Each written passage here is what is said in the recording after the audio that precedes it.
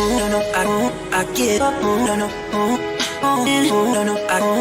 man!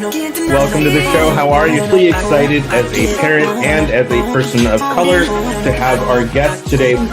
Hey, what's up, everybody? What's up? It's Irfan. I'm really excited to have our next guest, Michelle Bartlett, on the show today. Michelle, welcome. Thank you. I'm so happy to be here. And I am so happy to have you. And I'll tell you why. From my very first conversation with you, I found you to be very sincere, very open, and very honest. And given what you do, for the layman, it's something that is not easy to define. And there's a lot of convoluted definitions. There's a lot of legal terms in there. And I wanted to clear the air and sort of for you to be able to explain what you do, because I think a lot of people need it who are in this space and may not know that they need it, your services necessarily. So if you could sort of just give a brief background of what you do, and then I'll follow up with asking you questions about how you got into this niche. Okay, yes. Okay, excited to talk about it. So I'm in the greatest position ever, because when I talk about what I do, I'm typically the one in the room who knows the most. And I don't even find myself to be that smart or brilliant or educated. It's just that I fell into this niche market, which let's just call the 1031 exchange space. And it's very specialized, and it's not something that a lot of people know or understand, but it's something very heavily utilized. So it's this, discrepancy, if you will, where, there's this need and there's so many opportunities to utilize this vehicle, which we call 1031 tax deferred exchanges, but there's not a lot of understanding around it. But there's just this niche market, and I'm someone that helps shed the light on how this process works and getting someone from point A to point B. And so I find myself in a very unique situation, and it's great because, like I said, I feel like I'm adding value. I am unique, and not a lot of people understand the industry, and I'm here to just help shed light on it. Understood. Let's unpack that a little bit. Can you define 1031 exchange in its simplest terms? Yes, it refers to the Internal Revenue Code, Section 1031. And it basically, in layman's terms, it allows someone who owns investment property. Okay. It doesn't have to be real estate, but just for, simplistic terms, you own investment real estate and you want to sell that investment real estate. The 1031 exchange, the 1031 code allows that person to reinvest the funds they receive from the sale of that investment property into like-kind replacement investment property. And in doing that, they defer their payment of taxes. So this can be quite substantial, especially with respect to real estate. If you've owned a building for many, many years, you have a very low tax basis. When you go to sell that property, the government wants about a third in taxes. So this 1031 is a incredible tool for investors. Got it. So if I want to defer my taxes and have my kids inherit property, I can keep rolling it over indefinitely. Is that right? That is correct. It's you reinvest, you keep deferring until death, and then your heirs get a step up in basis and the taxes essentially disappear. But it is a deferral, because when you're still alive, if you ever go at the end of the line and sell that last investment property and you don't reinvest it and roll it into another exchange before you pass on, you're going to finally owe those taxes. They've been collecting this whole time. So you're not absolved of that unless you pass away. What do you think is the biggest misconception with a 1031 exchange? It's so amazing. It's been around since the 20s. So this code was written in the 20s, and hasn't changed much. The industry really hasn't changed too much either. However, I guess the misconception is this like kind. It's 1031 tax deferred exchanges, but it's also referred to as a like kind exchange. You don't have to invest. If you sell, let's say, an apartment building, you don't have to reinvest into another apartment building. You have to reinvest into real property. So all real property is considered like kind to each other. So you could sell industrial and buy retail. Okay. Or single family home if you own it for investment. It can't be your personal residence, but if you own a home for investment, you could sell that home and buy, a apartment complex or land that you plan to, improve upon. As long as it's held for investment, it qualifies as like kind. In another state? It can be another state. Absolutely. Yep. And that's a question that comes up all the time as well. So, yeah. With respect to your typical client, what do they look like? What kind of position are they in? Why are they needing your services? Oh, my clients are the best. So typically they have owned property for quite some time. They're incredibly proficient at owning real estate, and they have accumulated quite a bit of wealth in this way by owning real estate and managing it for years.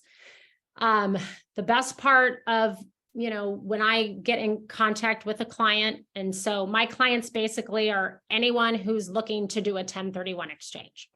And that typically ends up being, real estate investors.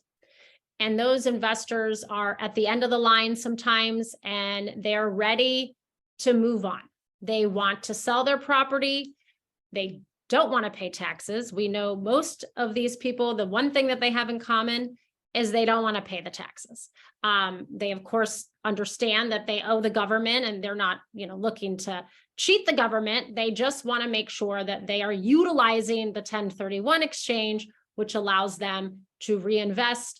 So when this client wants to be done owning real estate, not necessarily done with owning real estate, but they want to be done managing real estate, that's where I can come in, and I can get that person to the right place, into the right investment, which is more of a passive real estate investment. It's a like kind investment.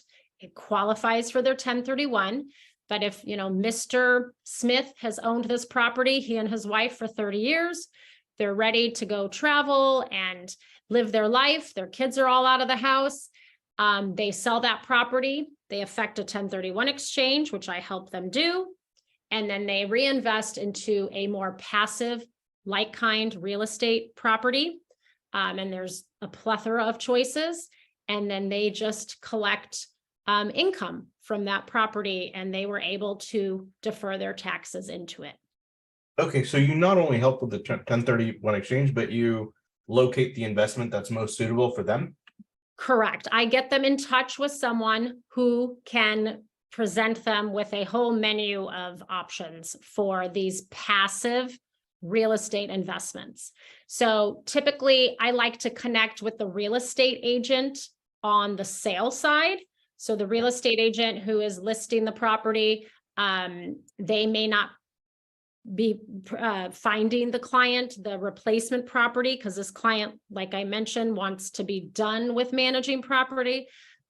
So the real estate agent would be a great point of contact, because I can say, hey, your client selling this, non-owner occupied property, are they planning to do a 1031 exchange? And the real estate agent says, well, as a matter of fact, they are. I'm just helping them with the listing because they're looking for something that I can't give them on the other side. And that's where I can also come in and say, I can put them in touch with someone who can help them find the right replacement property option on their buy side.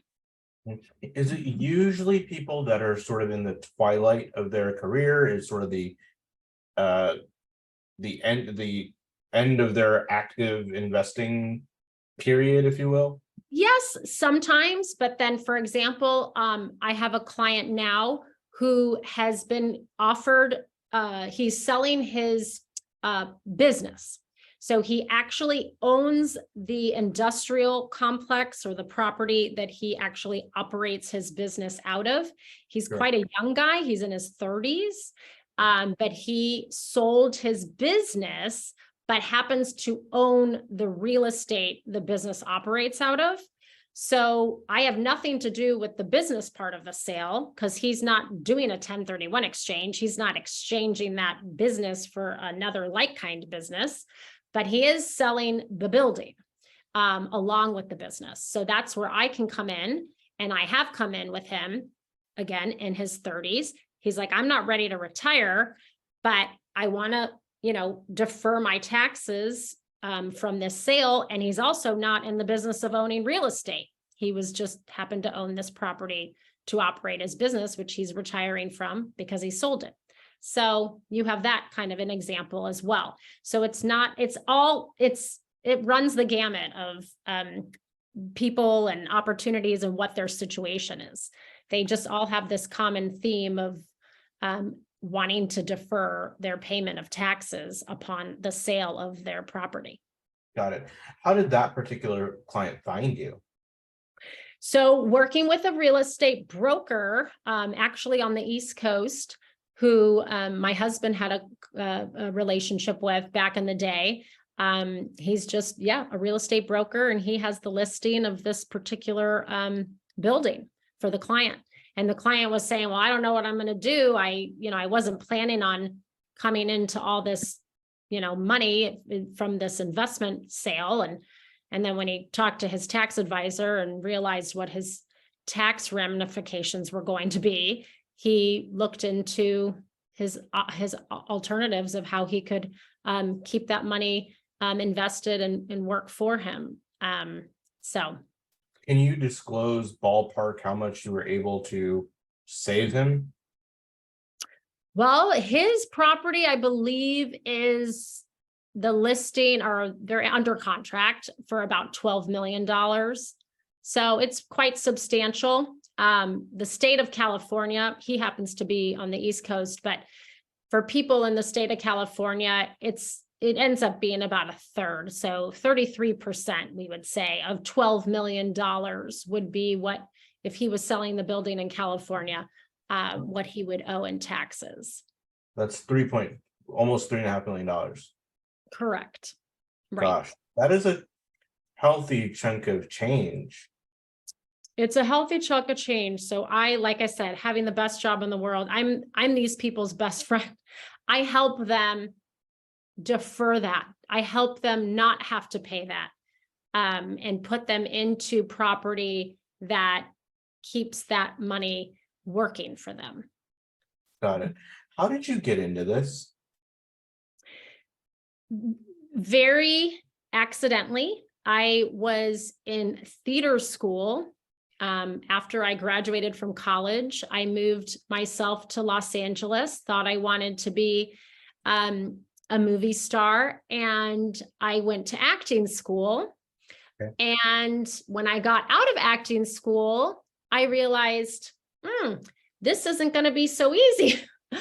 I got to find myself, income somehow, while I'm, working at a restaurant, trying to, do auditions and all that. I realized this probably wasn't very sustainable. I wasn't independently wealthy. So I ended up talking to some people and met a guy who was looking for someone who could make presentations. I didn't know anything about the business and what this product, the company was selling a product, but they were looking for someone like me who obviously in theater school doesn't have any qualms getting up in front of a group and speaking.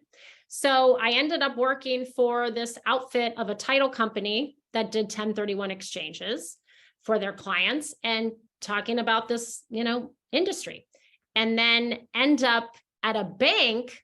On the banking side, I was calling on the bank as a potential client or referral source rather. And they said, hey, we're looking for someone to do what you're doing at the bank. And I thought, okay. It ended up being a dream job because I was in my 20s. The bank was located in Beverly Hills. It was founded in Beverly Hills. It was this little boutique bank. And I ended up just having a book of clients who were bank clients, and they were heavily invested in real estate. And I was their 1031 relationship manager. So it was just so by accident that I even ended up in the industry, and it ended up being great because, like I said, like I've mentioned, it's a little niche industry that nobody knows anything about.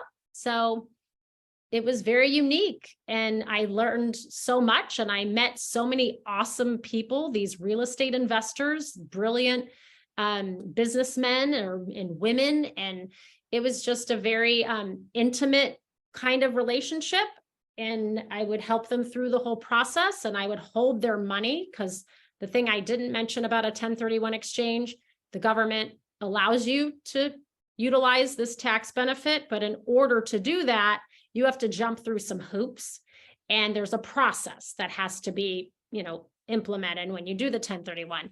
And that's what I was basically doing for the clients at the bank. I was helping them through the whole process and setting up this deposit, which is basically an escrow account for the 1031. So when you go to sell your 1031 sale property, the money goes into an escrow account for a certain time frame.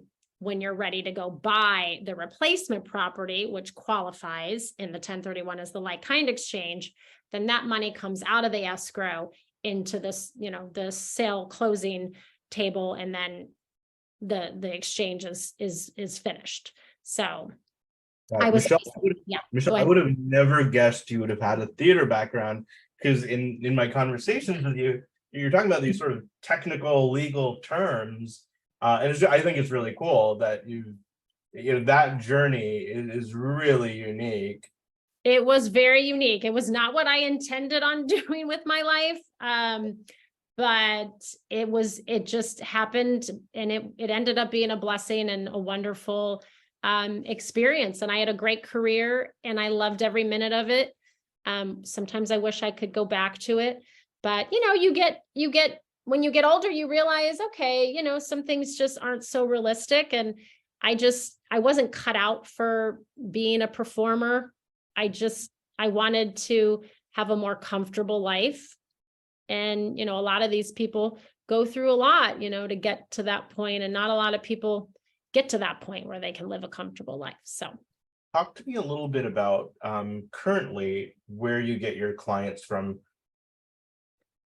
So we do we, meaning my company, and I get the help of some people, some wonderful partners, outside partners, but we advertise in publications. I have, there's a local group here in my neighborhood. They're real estate agents, and they do a monthly publication, and I put myself in that publication. That's been a great referral source. I, sometimes have to just call clients, almost cold call them. I get a listing of properties that are for sale, that are non-owner occupied. So again, looking for real estate investments that are on the market for sale, because I would hope that a lot of those investment sales would be 1031 exchange opportunities. Not a lot of people want to pay the tax. Yes. So that's how I find them. And I just cold call the real estate agent who's on the listing for that particular property, because it's all, published. And that's how sometimes we get them. And then we send out emails. I get listings of those agents and send email blasts to them, referencing the particular property that's on the market.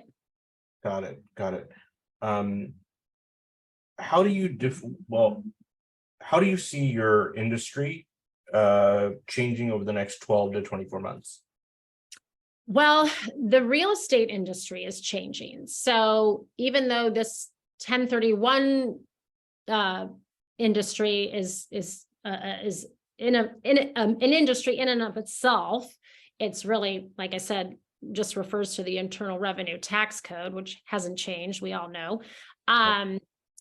But it's getting harder to obtain financing. Interest Yep. rates are on the rise. Agreed. Inventory is very low. It's extremely competitive. So for me, nothing's going to change as far as the 1031 goes, although there's always this underlying risk or fear, if you will, that the government is going to do away with the 1031, because it is an opportunity for the government to get, more revenue.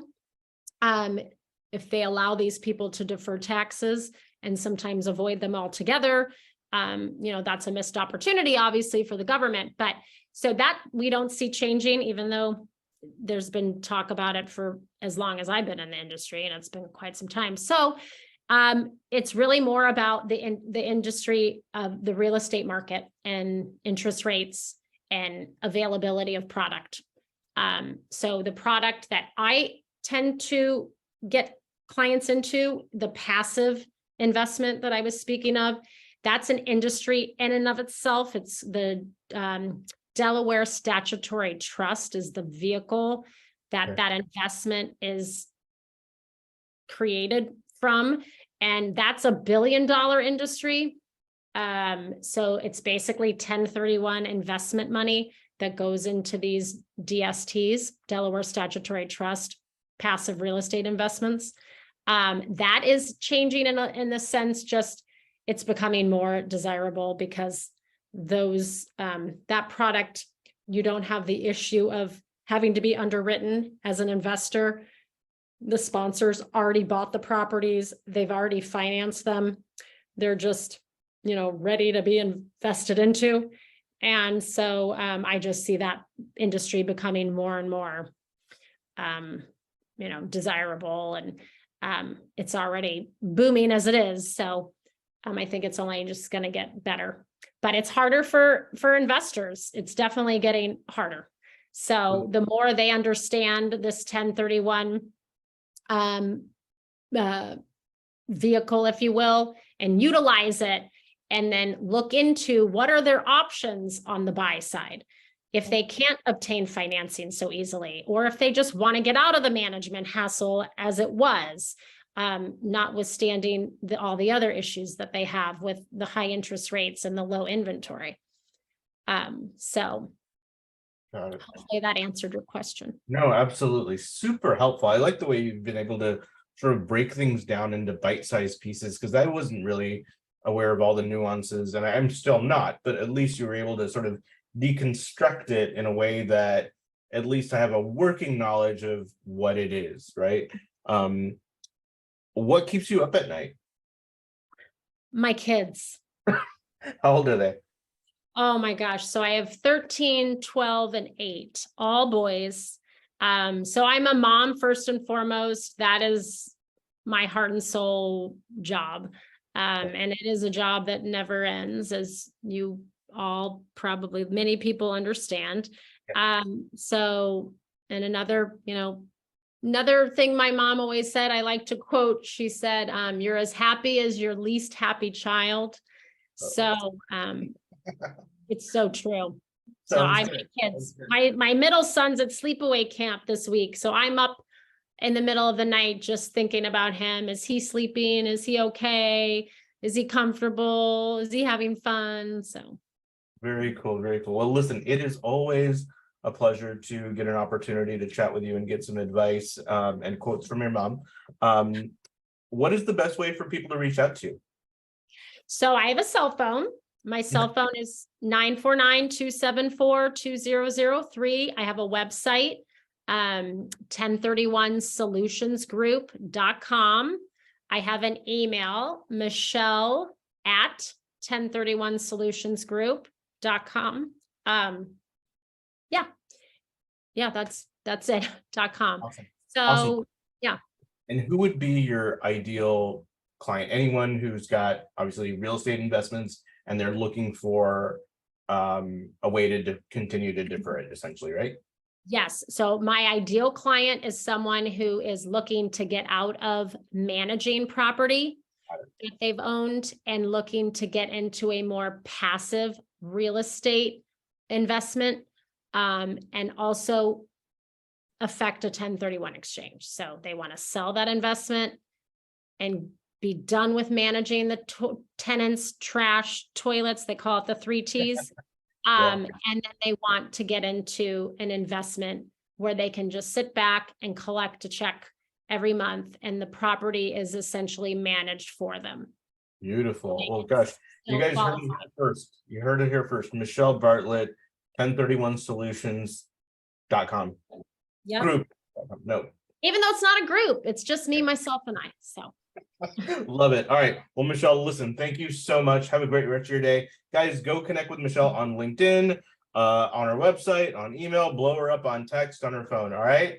thank you for having me. My pleasure. Thanks so much. Have a good rest of your day. You too. Bye.